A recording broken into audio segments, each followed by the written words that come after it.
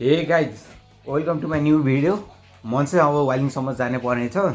त्यो चाहिँ अब चाहिँ म वालिङ जान्छु ल गाइज है त, बिच बाटै भेट्न पर्छ है त। सो गाइज होइन, आज चाहिँ देउराली पूजा गर्नको लागि चाहिँ मैले परेवा लिएर आउँदैछु देउराली होइन।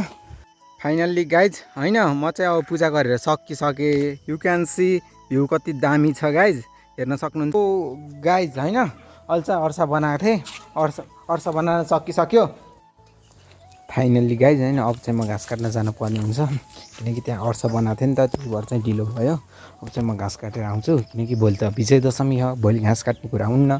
त्यहाँ चाहिँ अहिले म हिँडेँ है त घाँस काट्न। सो गाइज होइन, अहिले चाहिँ म घाँस काट्दैछु। अब चाहिँ अँधेरो भइसकेको छ गाइज होइन, अब घाँस त काट्नै पऱ्यो होइन, त्यही म छिटो गरेर घाँस काट्दैछु। सो गाइज होइन, यो चाहिँ मेरो घाँसको मुठाहरू होइन, त्यही भोलि त काटिन्न नि त, त्यही यी मैले घाँसको मुठाहरू।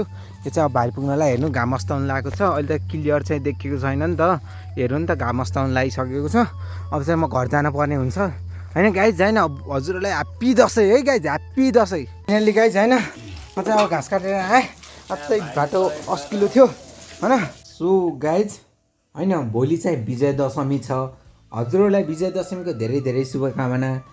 मेरो चाहिँ आज भिडियो किन लेट भयो भन्दा चाहिँ आज हाम्रो कुल पूजा थियो। कुल पूजामा चाहिँ टक्क पाठा काट्यो, पाठा बनाउनु पऱ्यो। त्यहाँबाट चाहिँ हाम्रो पाहुनाहरू आउनुभएको थियो, रिलेटिभहरू आउनुभएको थियो, उहाँलाई चाहिँ खाना खुवाउनु पऱ्यो, त्यही भएर चाहिँ ढिलो भयो गाइज, सरी गाइज।